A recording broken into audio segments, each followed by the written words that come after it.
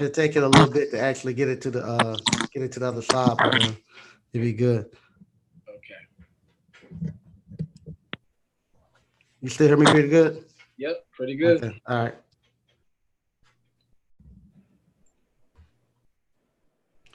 Okay. We are live. There All we right. go. Good afternoon, Appliance Boot Camp. This is Mike Sneed coming to you again. I told you I'm gonna have something special for you. Today we have the man himself, Mr. Mike Check, for Mike Check Appliance. He's actually going to be on with us today, and we're going to actually he's going to be the first person other than JT I'm going to do my interview with. So what we're going to do, we'll give everybody a couple of minutes to actually get started and actually come into channel. And I want to just tell everybody who came to the Appliance Boot Camp this weekend, I really appreciate it. I enjoyed it. I want to thank all the subscribers who was actually sending us all the good wishes and all that stuff. We're very proud to be able to come to you all with this channel. I also want to tell everybody to go to Mike Check channel and actually subscribe. He has a very good YouTube channel. He put out very good information about appliance repair. If you go over there, he's always updating and putting stuff out there. He has good material for you. So without that, we're gonna go ahead and get started.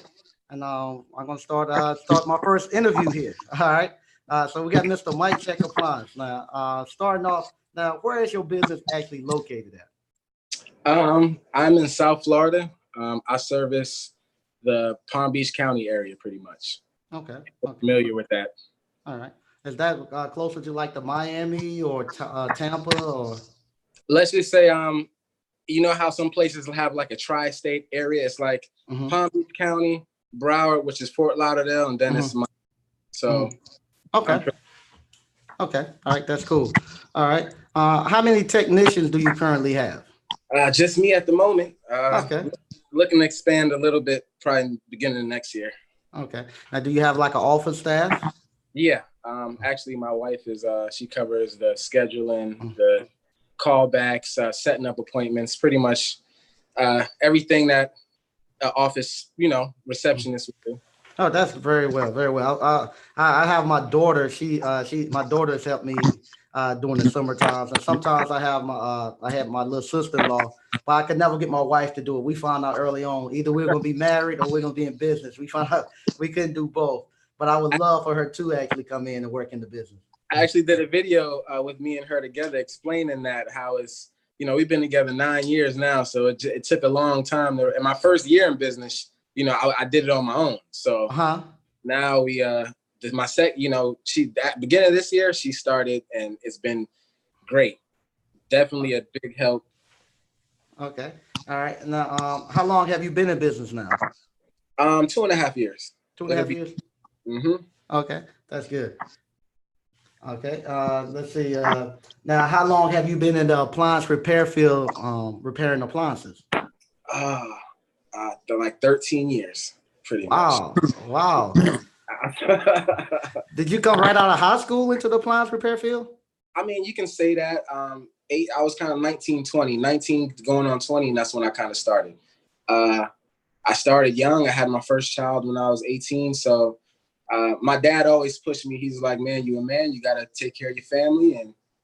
And I went to school for computers first when I was 18, but I didn't like sitting at a desk working with my hands. So luckily I knew someone that was looking to hire appliance technician, and I trained the first day. And after the first day, I was like, I got to do this pretty much. Oh, wow. So you didn't go to any specific appliance repair school or anything like that? No, no. And majority, like you did the video before, majority of people that I know coming up back then, well, they were older guys, and all those older guys told me they didn't go to any school. They just, had books and read, and they always say, man, you guys are lucky now because you got the internet right in your hands and stuff like Yeah, that. yeah. Okay, that's wonderful. Uh, Now, with your business, do you know about what percentage you're doing on actually warranty calls versus COD calls?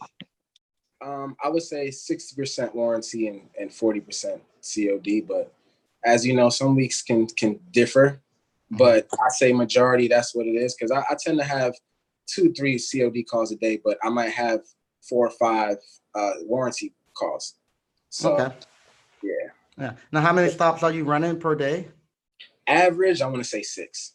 About 6. Okay, that's good. Yeah, we try to do about 5. You know, About if 5. it's a guy, 6 job, that's average. You know how it is. Some days I have to do it. I try not to do that much sometimes because, I have to come home and do paperwork and a lot of that. You don't want to overwhelm yourself. Mm-hmm. You only can do so much with one person. So. Yeah, no doubt. Yeah, we one time I was like maybe a 80-20 COD work versus 20% warranty calls. But now that I've been doing the appliance boot camp, I actually picked up the warranty calls a little bit more because I want to go out and try to find third-party warranty calls companies for the actual people. So I'm doing a little bit more warranty calls than I normally do. I go out and try to find ones that I think I can recommend. Now, are you hearing a popping noise on your end at all? No.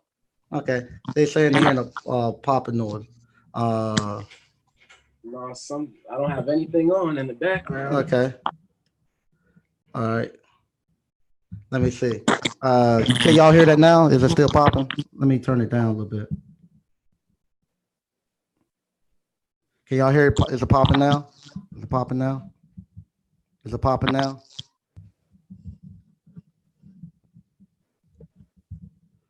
How about now? Is it popping now?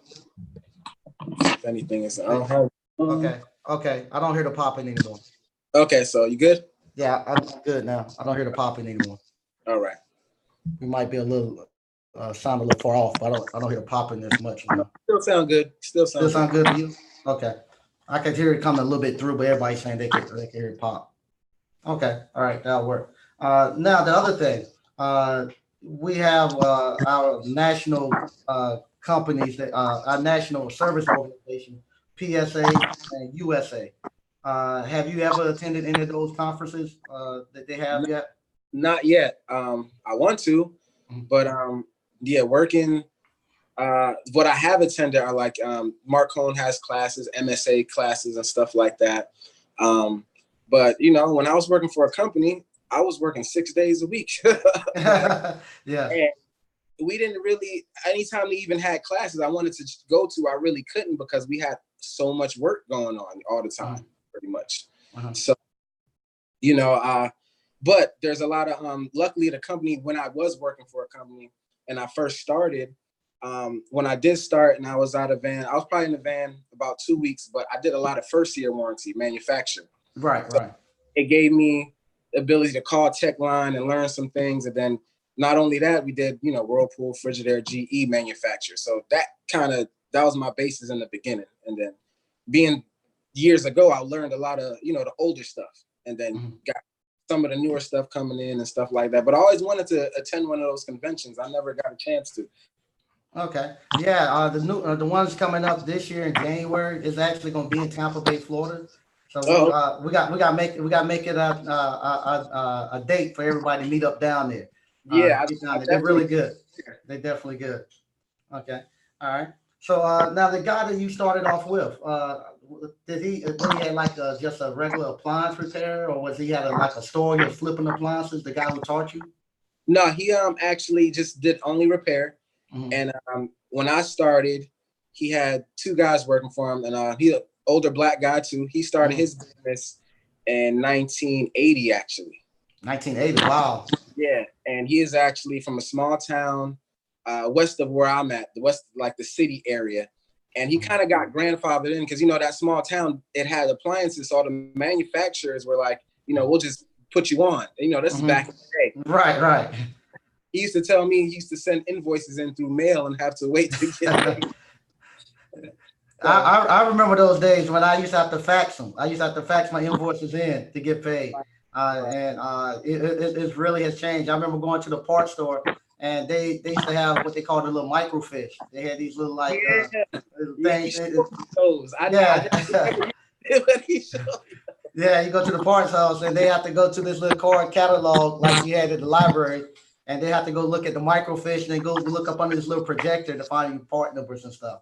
Right. So now it's really, you can do everything right now. Like I talked to you earlier, you're doing everything right now, right at your house. Don't have to leave to pick up your to order your parts, to look up part numbers or anything. Everything now you can do it right there in the comfort of your home. You don't even have to go to the parts store.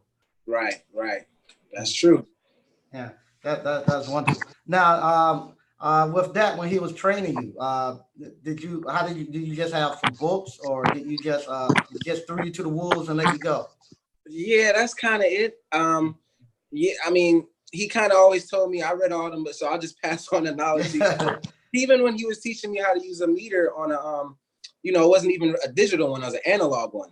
And he was telling me what I need to look for, checking for continuity and resistance and stuff like that on an analog meter. I couldn't wait till I got a digital one, man. That was, but I will say, when he threw me to the wolves, there were certain things that I kind of figured out. When you're mechanically inclined, you can kind of figure on your own. But certain things, like the first time I changed a brake, the brakes on the old school transmission, he told me, like, you just get 2 long screws to get that, set it up in there, and then because the screws are real small. Right. So just little tricks like that. I would call on the phone and he would tell me what to do. And he always told me, he's like, you kind of got it because you can figure stuff out. So I guess when I'm trying to look for somebody, I want to try to look for somebody the same way that, they kind of already can work with their hands a little bit. The same. I think I was watching a live stream and somebody asked you if they have a bad back and not good with their hands. Yeah. And you really did a good job answering, but in my mind, I'm like, it's kind of hard. I mean, if you can't really see, you got to see the part numbers. You got to see. Sometimes you're looking up in dark spaces, and Yeah, that's what we were kind of talking about. Because that guy actually said, I got bad eyesight and I don't have good hands. And we was trying to read the next day in class. They was going over a wiring diagram, and you know how small the wiring diagrams are. And then they on the back of the range, and they trying to read the letters on the back of the infinite switches. They say, yeah, he wouldn't be able to see it. Even the guys who could see, it was pretty difficult for them. So yeah, you try not to. I used to tell people the truth. I don't think it'd be a good fit. But then you get so many emails. Stop trying to. You're not encouraging people. You need to tell people to go ahead and come. But I said, no, I don't think it'd be a good fit for him if he got bad hands and also he can't see.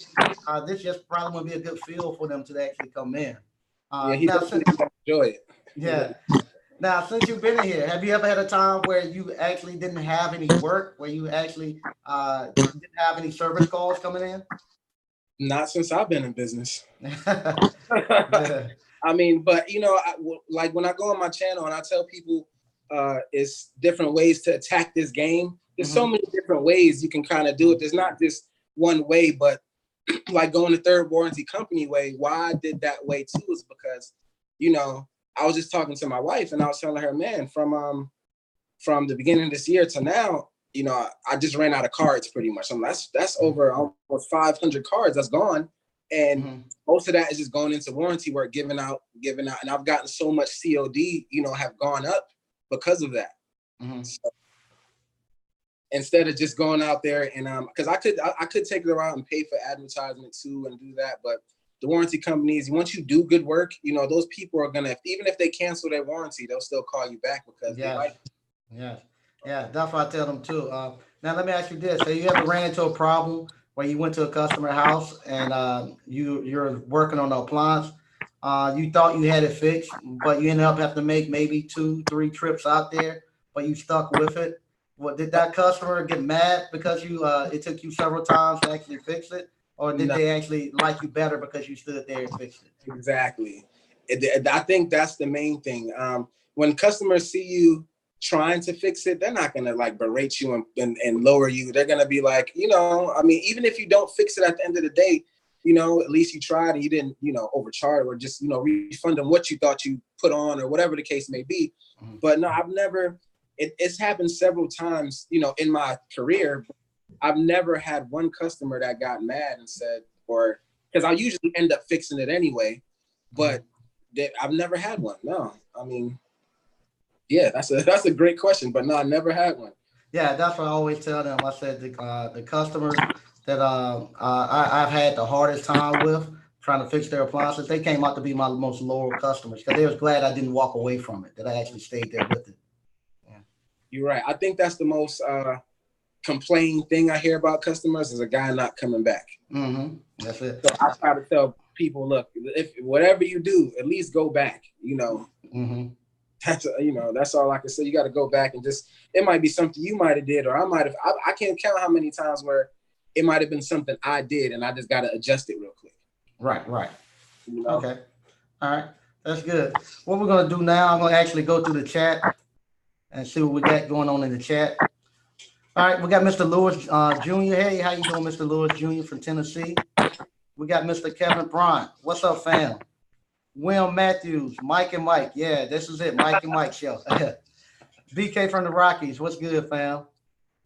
Lewis Jr. I just watched this video. Oh, okay. All right. A Blames. This is perfect. Thanks. Yeah, I'm trying to fix the microphone. I don't know if it's vibration coming back. Let me see. It might be vibrations coming back. Hold on a second.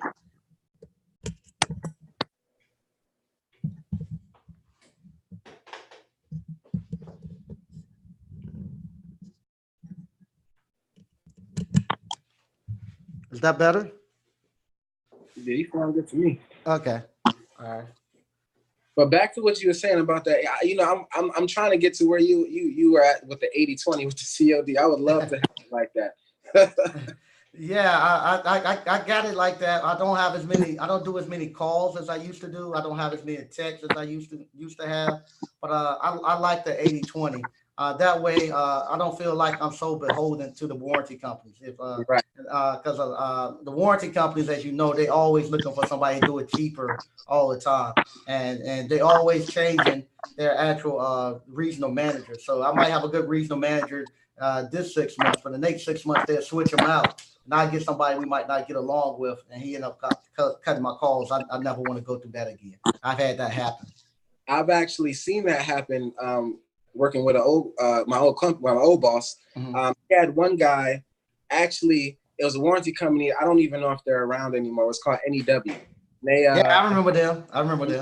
The regional guy came out to my boss's house, and back then, he had his nice car and all this stuff. And just because he didn't like what he saw, he kind of cut his jobs. Cut his jobs. So I was just like, I mean, maybe because he's a black man. I don't know. You never know what it could have been. But at the same time, it's just like that told me in my mind, when I go out here, I applied to pretty much every warranty company in my area because I didn't want to put all my eggs in one basket. Mm-hmm. And pretty much if they whoever sent me the most calls, if they over flooded me, you can always tone it down a little bit. Right. So that's the thing. And I've never had a week where, there's slow weeks, but I never had a week where I was just like, oh man, I don't have any calls coming in. What am I going to do? If anything, if I have a slow week, I take advantage of it being slow sometimes, Yeah, sometimes I like to see a little slow week come through. Yeah, I definitely agree. Yeah. And that's why I tell the guys coming through the Appliance Bootcamp, I tell them do the same thing. Apply to all the warranty companies you can and get approved.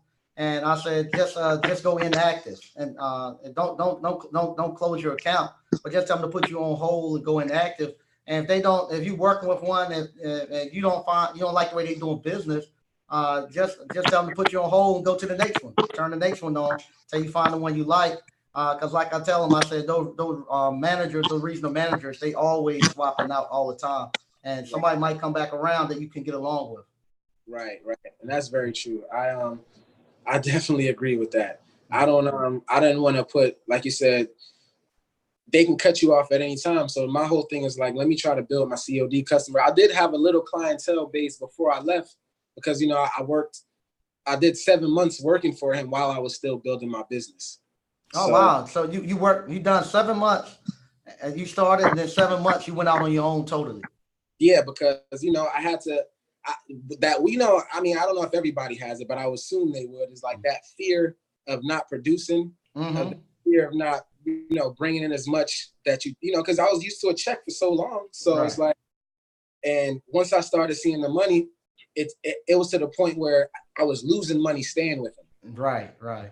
And it was just like I took off, and once I didn't look back, it was just this has been good ever since. Oh, okay. Yeah, that's normally how it goes. That's normally how it goes. Okay. Yeah, like I say, this is a learning curve. So you all, it might be a little distorted. I'm still trying to figure out the everything about this studio. I don't have JT to actually run me through everything now. But we're gonna get it together before it's over with. All right. Juan, hey, legendary content. I'm a huge fan of both of you guys. Shout out to Mike and Mike Check. All right, thanks, Juan. All right. Appreciate that, man. They can hear both of us. There you go. Get TMM on as well, Mike. Yeah, I've been talking back and forth to TNM Appliance. I would love to get him on. He's still out actually working on his studio. I think he said he might have it up and going maybe sometime this week. Oh yeah, I talk with them brothers too all the time, man. He's a good dude. He's a real Yeah, he good is. He is. Are y'all in the same area? Kind of. He's in like he's south, so he's more in I want to say Broward County, closer to Miami. Oh, okay, okay. So it might be an hour away. You know, it's not far, but you know, like I tell people, that's a good distance. That's a good. I won't ever see him in my service area, and he won't see me. Right, So, right. and I think that's sometimes, you know, I get questions about competition and this and that, and I'm like, it's so much work out here. It's so many houses. You know, I can't get to everybody. I don't even see my old company that I used to work for. So That's the truth. I don't even see the technicians that work for me. I would actually have to schedule a time to actually go see them. And they work for me. I don't even cross them. And the people who used to work for me and started their businesses, I don't see them. I don't bet probably 5 to 10 years since I seen Vinny or his son. And we in the same area. I don't even see their vans. That's how many, that's how much work is out here. right. And I try to, and the main thing, I guess, my channel, I try to let people know because I started my business at 30. And people ask me, what made you? I'm like, I don't want to say frustrated, but I'm like, I need to change something. And I couldn't look to my boss to be like, you need to pay me more money. I had to do something myself. Mm-hmm. I saw he did train me up to where I saw everything. Like I knew how much claims were getting approved for, how much, you know, so I know how much we made through the whole time I was there. And I was always the person that I wanted him to win. So I never like, I need a raise because I did this much on this job or I did that much on that job. So when I left, it was a hard thing for him. I did train somebody a little bit before I left. I want to say like a week because the guy already knew. I worked with him before. He worked for him before. Then he left and now he was coming back. So I just kind of brushed them up a little bit on the newer appliances because I try to tell if you're out of it for a year or two, you got to catch up sometimes. Yeah, you do. And that's about the magic age. I always tell people usually somewhere between 30 and 35. That's when the guys come back and they're ready to learn and they're ready to go. They're the ones who really rock at it. When they come to, I think any entrepreneur thing, that's when they're ready to go. I think guys don't realize how good this business is. I try to shed some light, but I started this so young. I've never had a situation in my whole 20s where I was hurting. And that's like when there was and the gas price was almost $4, I wasn't really hurting. And so when you say that to people and they don't really understand what that means, I try to tell them like, I'm still working the same I did last year. And this is I didn't know there was even a recession going on. Like, I'm still getting paid. I'm still getting work. And I've never had, lights cut off, rent, paid. I've always had a great.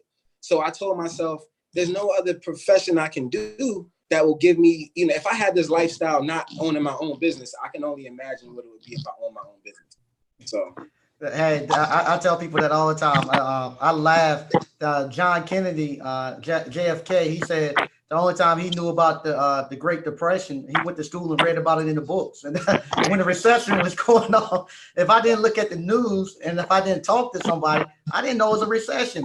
My life didn't change not one bit. As a matter of fact, it got to the point that and sometimes we'll go around family and friends, and I would have to downplay things because I didn't want people to think that I was unsensitive to their situation. Because I was like, man, my business picked up. Matter of fact, nothing changed, not one iota with my business during the recession. I tell people this business right here is actually recession proof. The worse the economy get, the better this business get. Right, and I think the more of us that say that, people will start to get it and understand, like, that's, we're not telling no jokes and anything like that. And I feel like when I got on YouTube, there wasn't much people talking about appliance repair. So that's what just started. I'm like, you know what, let me just show guys like you can actually do this, and you'll make good money. You can't be, I try to say things too. I guess that one video did when you talked about, when you're in 20s, like you think you're gonna make it that next best. And then, because most of the guys that watch my channel, when I look at the ages, it says 35 to 55. That's right. It's like 60% of guys, that watch my channel. And, if only when I was coming up 20 or 21 and work, I never would see no guys my age in the park house. Even to this day, right now, all the guys that work, they still older than me. Right. So it's like, I understand that, the trades, people look to the electrician, the plumber, the stuff that people known about. But I guess when it comes to, what it is, I think it's like a good school. Like how you guys have it where you breaking it down and showing everybody things and honest and upfront what you got to do. I don't think people, they don't shed that kind of light on people. And maybe sometimes people, they go into appliance repair and then they give up on it or don't pursue it. You got to stick with it. And it's times where I have recalls. I might have 3 recalls in a week, and I'll be like, man, I just go back and I take care of it, and I feel better afterwards. I handled it. So I know the feeling. Sometimes I go do a call and I say, oh man, we good. And then I wake up the next morning and I see that phone number pop up. I say, oh God, I got to go back out there again. But yeah, I've had everybody, as we're in this business, we all going to have that. But yeah, same thing. Like you said, those 20s, I wish we could get to those 20-year-old people and tell them right out of high school to come here. But I've tried. I've gone to go talk to high school kids. You saw me paying. I was actually paying people to let me teach them this. I was having to pay them to let me teach them this. Because what happened, I'll be telling all my family and friends, I'm like, man, appliance repair, you can make so much money at this. It's ridiculous. And it got to the point that my family and friends didn't want to hear it no more. So so I was gonna one time I was gonna do something about appliance repair on YouTube. But nobody wanted to hear about that. Everybody wanted to hear about the flipping houses and buying back the block and all that. So I said, well, I had bought some houses and I was renovating them. I was just going to show them how to renovate houses. And when I got started on that, I kept telling people, they said, how you get your houses? I said, I fix appliances. That's how I pay to get my houses. I don't want to hear that, man. Tell me about the houses. I was like, the appliance repair is the reason why I'm able to buy houses and do stuff. But finally now. I found your channel I found JT Hustle. You and him did a live stream. Now this is like before the first appliance boot camp. You were just telling guys how to, how you make money, extra money, cleaning dryer vents, I think. Right. And I've been watching since back then because, like I tell people all the time, if you want to get into this field, watch everything you can on YouTube. Watch everybody, get the insight, but there's a lot more how-tos on YouTube. And I tell people you can't watch all of that. You kind of got to run into it as you go, and you might not run into that with that refrigerator a year from now, but at least you might have saw it and you can reference back to it or something like that, or anything you might have said or I might have said, it could be go back and reference or something, or people ask me questions all the time that I made videos about. And I'm not mean to say, go watch this video. I'll answer the question. But that just tells me that sometimes that's why I reiterate, because information just goes one ear and out the other so fast. And it's just like, it's nothing I can really say things to stick sometimes. So I just keep on saying it, especially the warranty companies. People, how you sign up for warranty companies? I'm like, all I can say is like when I started, nobody told, I just Googled it. Like, what local warranty companies, and I just search. I'll sign up with them. So what are the requirements they need? They tell you right what you need. Well, I think when people ask those questions, they're not really serious yet. They just trying to see, step out there, see how easy it is. And sometimes I stress, I'm like, the appliance repair, you got to want to do it. Because if you want to do it, you'll be good at it. I mean, if you don't want to do it, you're gonna have, half-ass things. It's not going to be done right. That's the exact truth. That's the reason I found out about the third party warranty companies. I started working for when I was still in college. I was working at Sears, and then I started doing some work for another guy who was an independent appliance store. I started fixing his stuff, and I was doing some of his repairs. And we had to do I had to do mine the old school way. He gave me a work order, and I saw the top of the work order where it came from. I just wrote it down, and went back home and called and said, "Hey, how can I start doing work for you?" I had to do it that way. When nobody telling you nothing back then, you had to just go figure it out. But it's funny that you said that about the dry vent cleaner. We had a guy who came to this appliance boot camp, and he done the same thing. He found us on that live feed that we done with the dry vent, and we wish we could have got him on camera. But a lot of people who come, they still, especially because they're our age, they 35 and they're up into the 50s. They still don't like a lot of social media. They don't like to be on YouTube live and stuff. So, but he saw us do that live feed with the dry vent thing. He went out and bought that kit. He done over 100. No, he done 80. He done 80 dry vent cleaners. He got like he got like 2 condominiums. He doing the whole condominium. He made over $10,000 off of that dry vent cleaning thing. Honest. And that's just only one aspect of appliance repair. One aspect. He came here. He said he done made that much money off of that. So he signed up, he signed up, and he said he's gonna come here and get the other parts of it. But yeah, he came. He saw that video, went out, bought that dry vent cleaner, and he done over 80 dry vents. So it's no that people can't say they can't do it if they don't want to do it. Pretty much. Right. And then this time, like I said, the group we had here this time. Probably we had 16 people. Of the 16, probably 5 already had started their appliance business, was actually already up and running.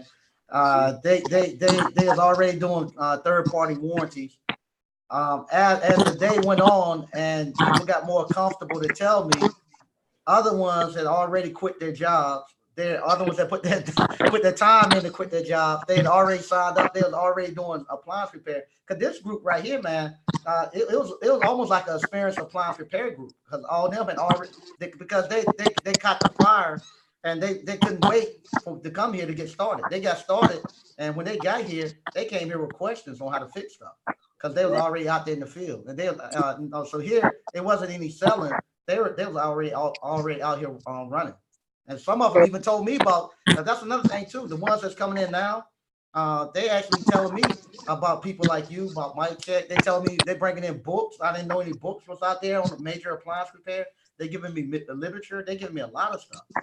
Wow, I didn't even know there was books, major books out there. Right. They got it. Matter of fact, I don't have it in front of me, but it's a big, thick book with nothing but appliance repair.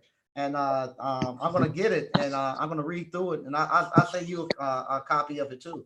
But I didn't know any book. I didn't know no books was out there until the guys told me. They said, "Yeah, we got this book. It tells us how to do everything."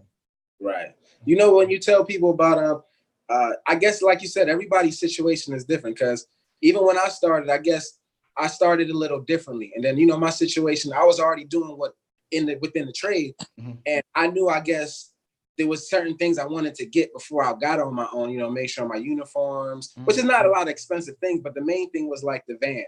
I wanted a van, that was just like, I guess when you work for a company for so long, it's like, that's what you feel the look is. Yeah. Then going to your van and have your parts stocked up nice. And it just, because I feel like I probably could have left sooner, but I just know I wanted to the point where it was like everything paid for itself. Like, I just was doing jobs and that paid for the van. The little inventory that paid for itself. So when I left, I had, let's just say I had over 10 in the bank.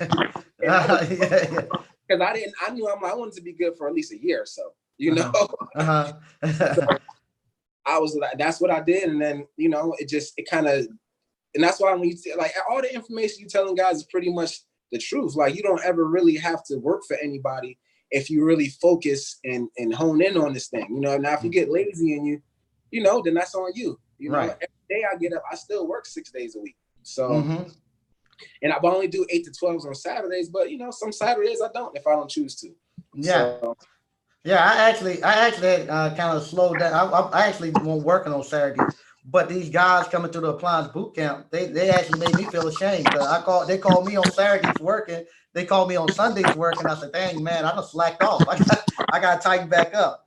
well, you know, it's like, I guess my old boss, he's out in the field for so long. He paid his dues already. You know, he paid his dues. He passed down his knowledge to other guys. I mean, what more can you ask? Some people do it like you younger than him, but you still kind of like, that's my next step to and like you said, that's a whole nother different ball game to hiring guys now. So Oh yeah, it's totally different. and I've trained guys working for him before. That in itself is his own, you know, some people, I met some guys that they just couldn't make the cut. They just kept breaking things, you know. They'll have a good aspect. They have good soft skills. They can talk to the customer, but can't fix nothing. And then I had a guy where he can fix everything, but he couldn't talk to the customers. So like, you kind of need both, because when I've had customers tell me the guy was kind of weird, he didn't really talk much, or you know, it's just people don't call you back just for those little things. No doubt, no doubt. Yeah, a lot of times, like I say, you can get a real good technician, but all he cares about is fixing this stuff, and he can't have a good rapport with the customer. Sometimes that'll throw the customer off. Yeah, I had customers call and say they don't want the guy to come back to his house. I said, why not? Well, he was acting a little strange. What he do? Well, he didn't talk to me. Okay, so you gotta have the soft skills. So especially with my technicians, because most of my technicians have been African American, and we go to a lot more affluent area. So that's something that I actually have to talk to them about, having those soft skills. When we go knock on the customer door, you want to step back off the porch, let her be to see you when she come to the door in your full uniform. Park your van out front, so when she come to the door, she can see your van. All that stuff. We work on the soft skills because it's a little different when we go to those neighborhoods, especially in this climate. We have to actually make sure that we making them feel comfortable. I think like what you just said a minute ago, that kind of came to me subconsciously, only because, you know, to be honest, when I was younger, you know, 21, so you young and you black, and the type of customers that my company, you know, was going to was, I want to say it was 85 to 90%, you know, Caucasian people, you know, right. That's just the reality. So, you know, to me, it felt like it was more pressure to fix things. It was more, I had to do double or just make sure I, you know, clean up after him, do things, because one thing that'd be like, oh, he just this, you know, I've been through some, you know, being in South Florida. See, originally I'm from New York and Philly area up there, but I finished my last year of high school and then I, you know, got into the trade. But so when you see different things down here in the South than you do up north, always, and you got to just know how to smile it off. I've never had one customer where I've argued with a customer, or a customer's gonna fight me, or a customer kicked me out of my house. I've never had any situation. Even with dogs, I've never had a situation with dogs. I've always been cool. So it's just like, I feel like I've had people call me back just because they like me. You know? Right. That's it. I might have not fixed something through warranty and got it reassigned, but when they call back, they still want me back to come back. No doubt. All right, go back through some more of these questions we have here.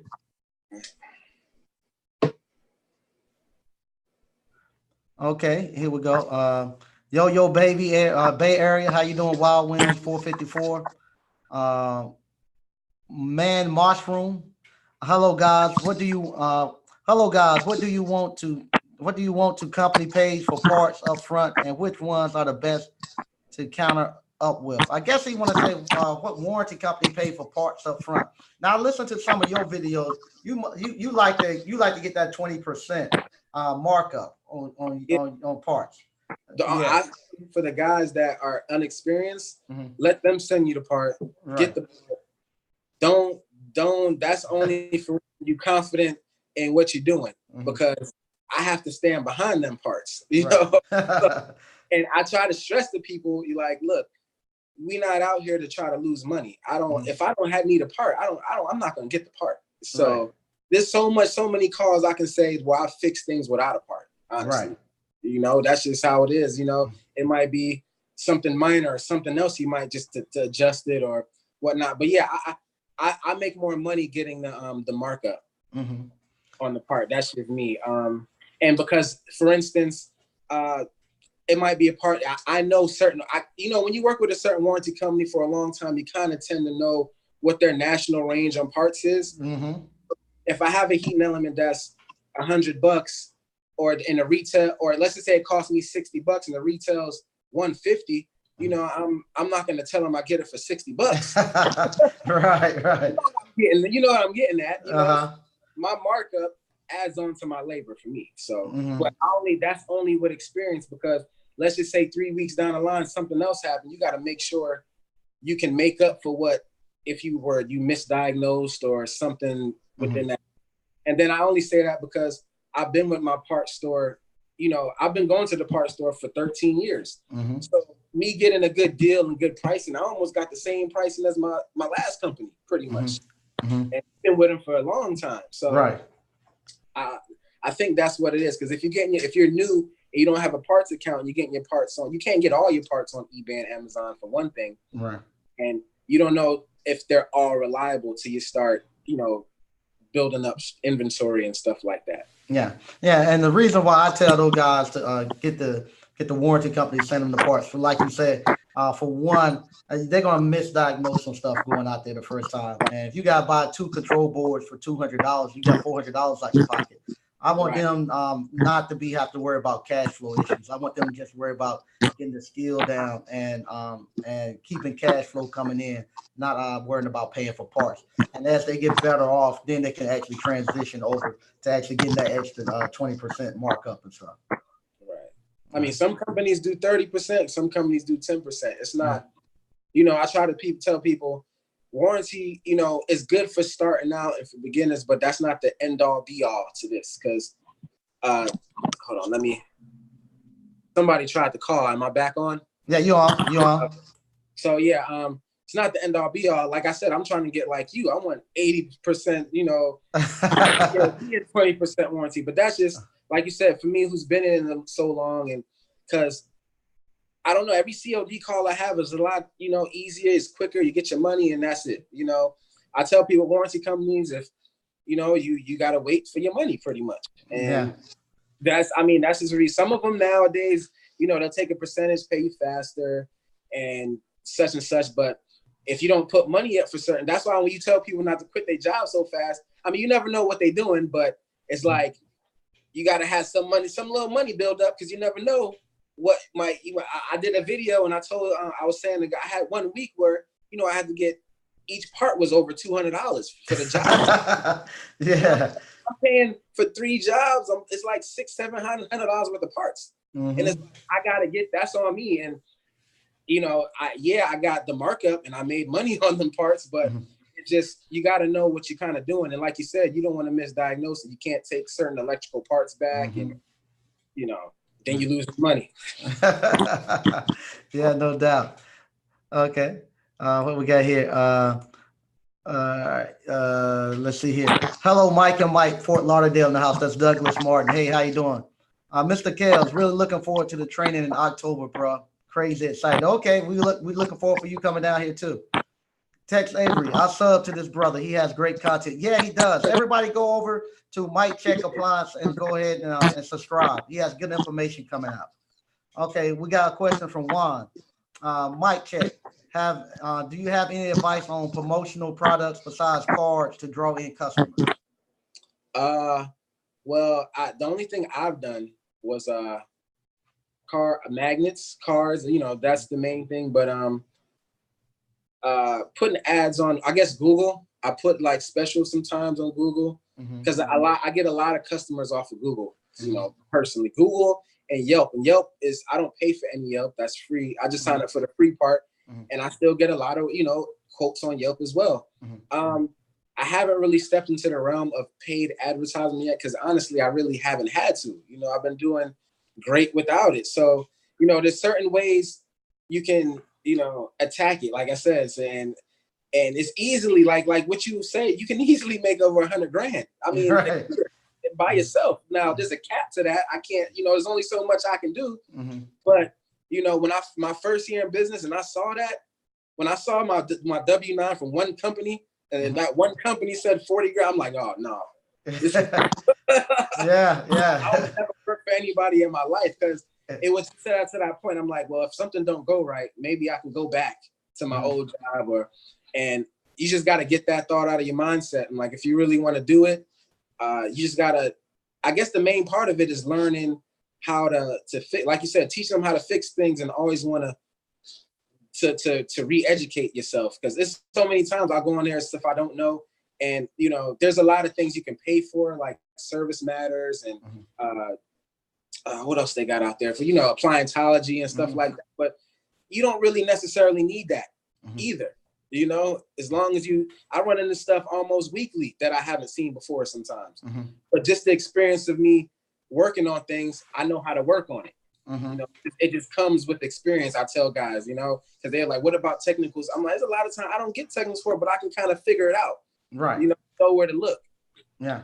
And I tell people that too. I say, what happens, you almost get like a sixth sense.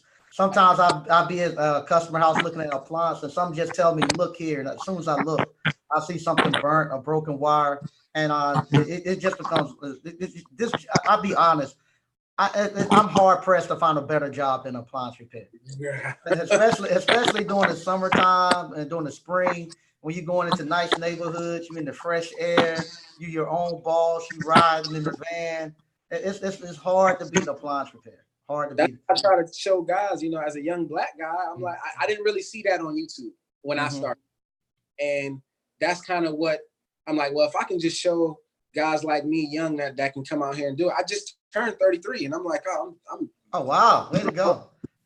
But, I'm looking to buy a house next year now. And it's like, I'm trying to, like he's like, y'all, I'm trying to get out the game early, So I'm 50, 60 years old doing it, I still want my business to be running, but I don't have to do it, and and it's definitely possible. It's so, I don't know, I don't know what to tell people. I'm like, one guy, I'm like, he's like, you do appliance repair? And then he's like, isn't that a glorified electrician? I started laughing. I'm like, there's electricians I go to their house and they don't even know how to work on their stuff. Yeah.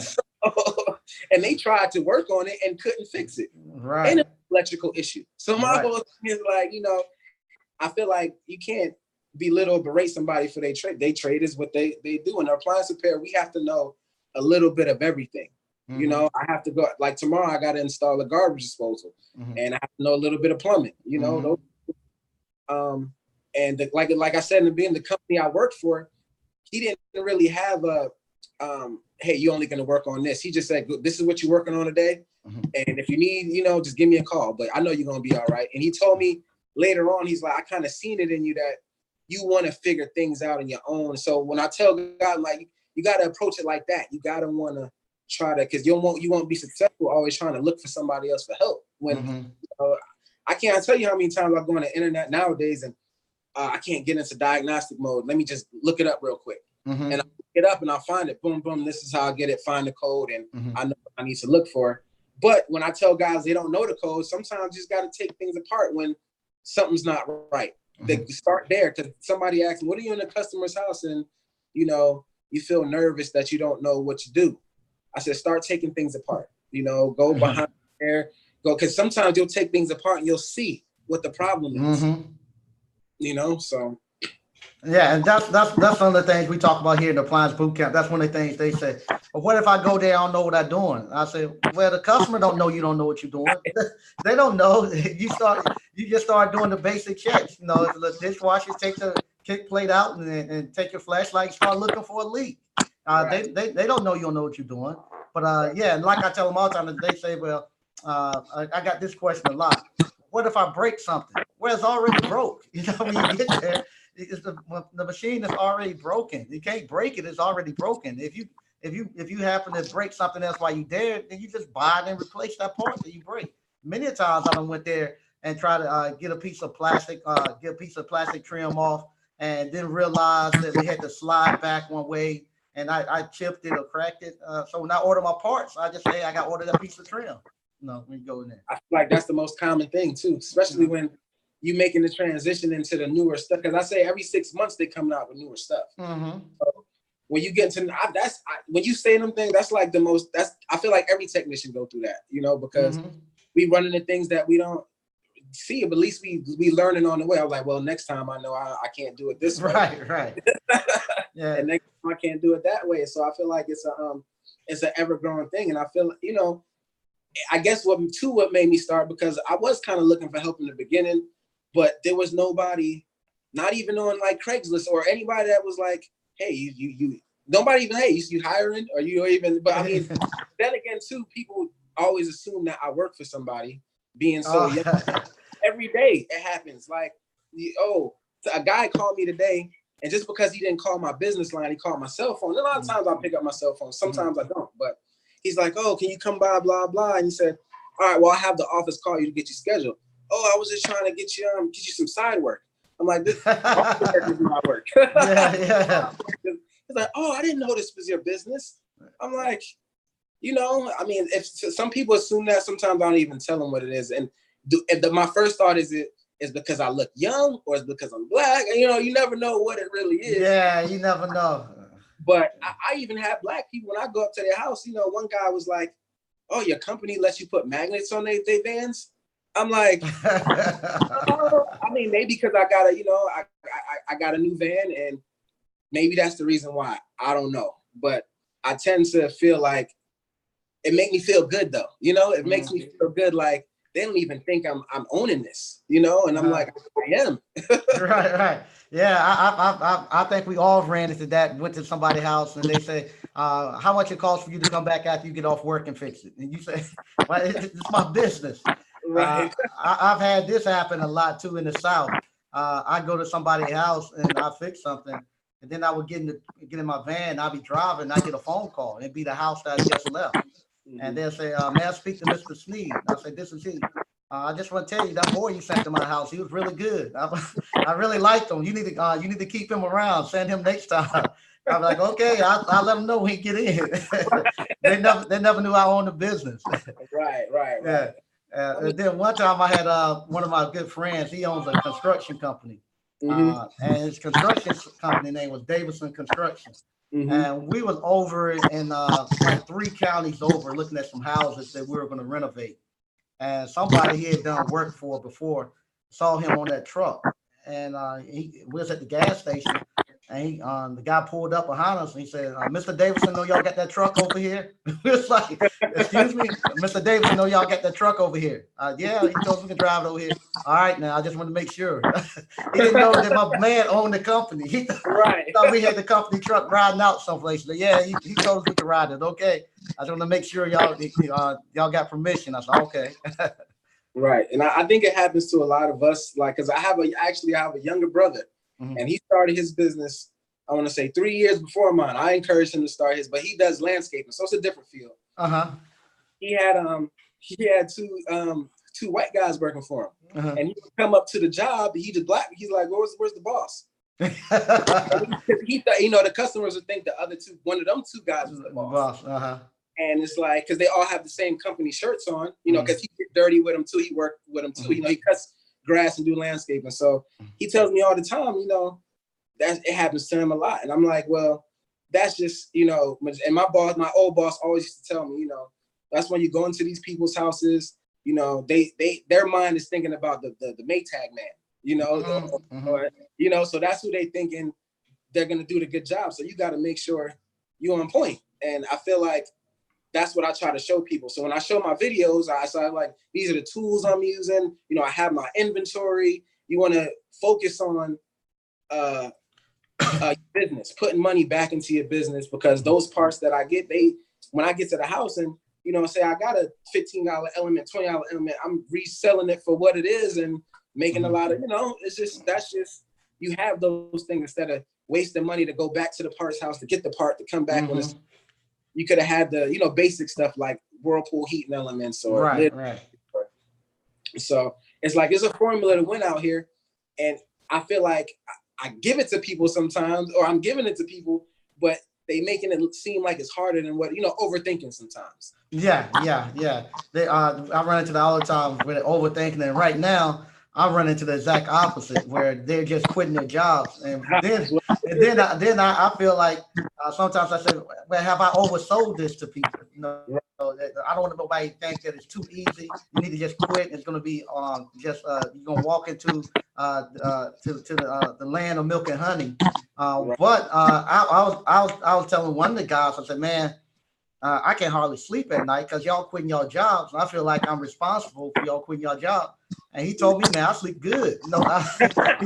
He said he sleep real good. He said after he quit his job, he said all his stress was down, his blood pressure came down. So now I'm just gonna. They told me don't worry about him. I said, okay, I'm not gonna worry about y'all anymore. I'm up there worried at night because I'm thinking I'm over here overselling something. And these cats ain't thought about it. They sleeping good at night, and I'm up at night walking around worried. So is it the guys that are over 30? That's the ones that tend to start their own businesses. Do you get a lot of guys under 30 that do that? Right at between 30 and 35. I get a couple of people. Like this time, I had a guy like 23. I think he might have been 23. Was the youngest, but he was actually working for like a Best Buy. And he saw the video. What he was doing at Best Buy, he was actually like scheduling. When he called in for the Geek Squad, he was scheduling their calls. And he saw the video. He quit that day. He said he knew how much he knew how much work was coming in from what he was seeing at Best Buy. He knew the work was out there, and he knew what they were making. He quit that day when it got it was two of them. Both of them worked at Best Buy. They quit and went out and got their business started, and they're doing good. They're doing really well. They're doing really well. The two of them, he saw it. Our video, quit on the spot, and they never look back. So, but the ones when they get a little closer to 40, those are the guys who tend to be in my age where we it's still hard for us just to walk away. We gotta get pushed out the boat.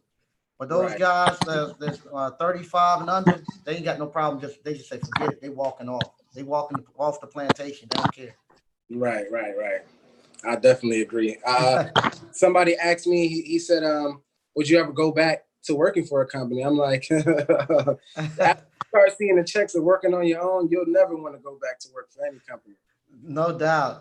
I laugh. I tell everybody this story too. One time, after I had left, I was an engineer, and after I had left and I started my business, probably about maybe 2 months after I had started my business and I had stopped working at Intel, Honda, where they manufacture cars, they called me and they wanted me to come in for a job interview. And this was I thought was going to be my dream job. And I'm working on appliances. And I had so many calls. I got to the interview late. And I get to the interview. Back then we had a pager. Mm-hmm. My pager kept going off. That I in the middle of the interview, I had to apologize. I said, "Look, man, I'm sorry wasting your time. I can't stay here. I got to go back to work." They said, "What do you do?" I said, "I own an appliance repair company." And I said, "I ain't coming back to work. I'm sorry." They said, "Okay." I said, "You mind if I go in your bathroom and change? I need to put my work uniform back on." I put my work uniform on and left. And that was the last time I ever been into a job interview. But yeah, in the middle of the interview, I said, "Man, y'all can have it. I'm done. I can't come back." And I never. Right now, I don't even know how to. I don't even have a resume. Don't even think about a resume. If I've done work for major companies. And I ain't never filled out a job application, never had a drug test, never sent in a resume. They just call me and say, "Hey, you mind doing some work for us?" Yeah, I do some work. I'll send you a bill. I ain't filling out no resume. I'm not filling out no resume. Right. I haven't, like I said, I've been doing appliance repair so long.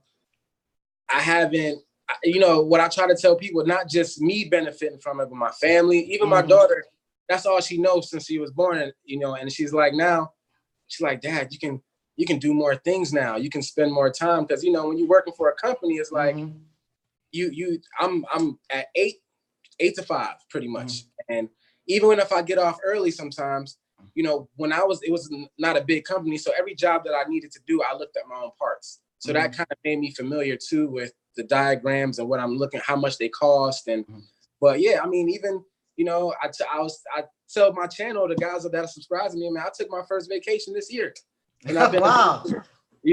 And even when I was working for a company, I didn't take any vacation. Now, he did pay me a week vacation, but I worked that week. He'll pay me my money, but I just was like, I'm making money on top of money. I might as well get my money too. And, that's why I go back to what I said. I never had a bad, through my 20s, I never, we lived good. I mean, I had a bad problem, anything. That's why I said appliance repair.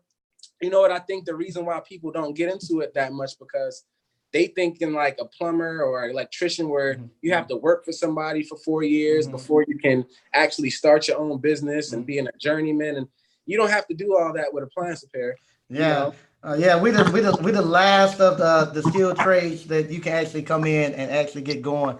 I don't know how long we're gonna be able to do it, because I think we done let the cat out the bag. People are starting to notice it now that appliance repair is a place where you can pay just as much as you would if you had an HVAC license, or electrical license, or a plumber's license. There's no difference in the pay. And so I think we done kind of let the cat out the bag now. All right, I'll go back to a couple more of these, and then we're gonna I'll let you go. I ain't gonna take too much more of your time. All right. Shout out Sneed from the LBC. That's Ann. Hey, how you doing? This content continues to be a blessing and exciting. Looking forward to getting in the class. Okay, we're gonna have some more coming up next year. Joseph Daniels, Great Rising King Mike, checking in from Philly. How do I find out if a third-party warranty company hires in my state? Just go online and Google third-party home warranties and start applying.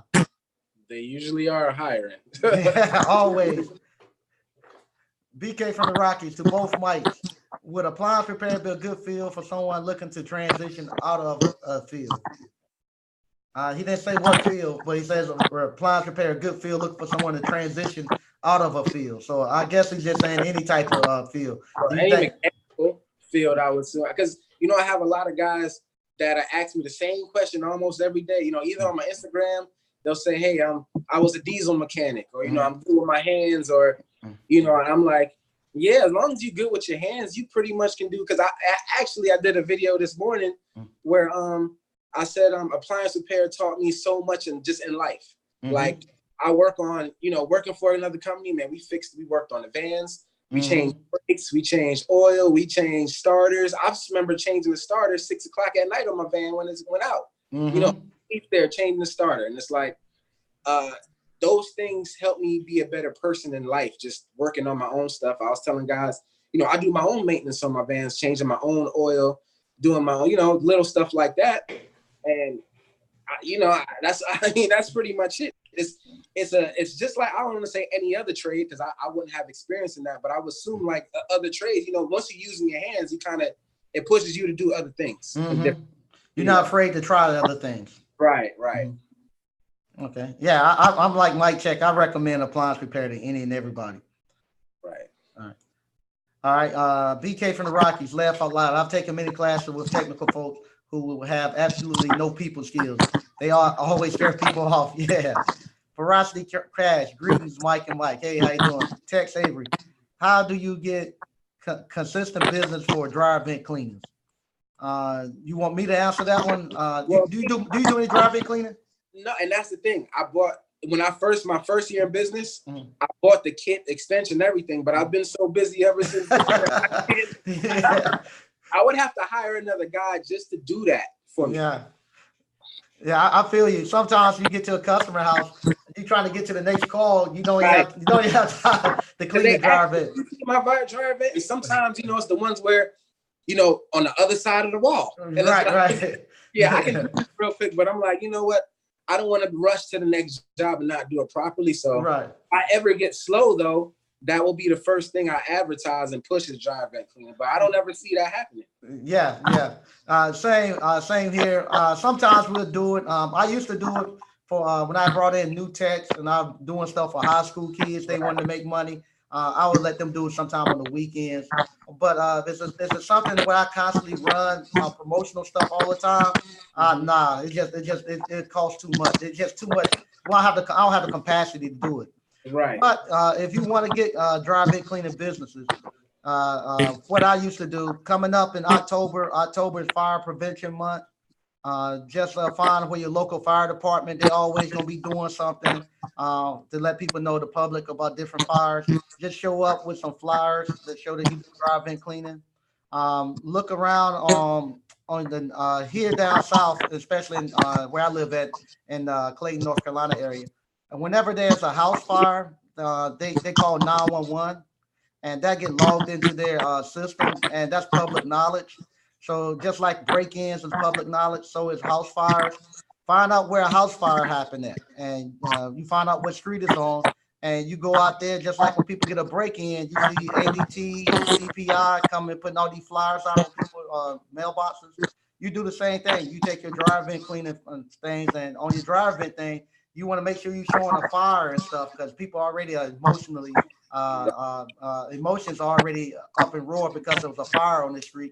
You just show them that you do drive-in cleaning. You get them that way. And the guy who came to our appliance boot camp, he been going to condominiums and just doing the whole condominium complex. You can do it that way too.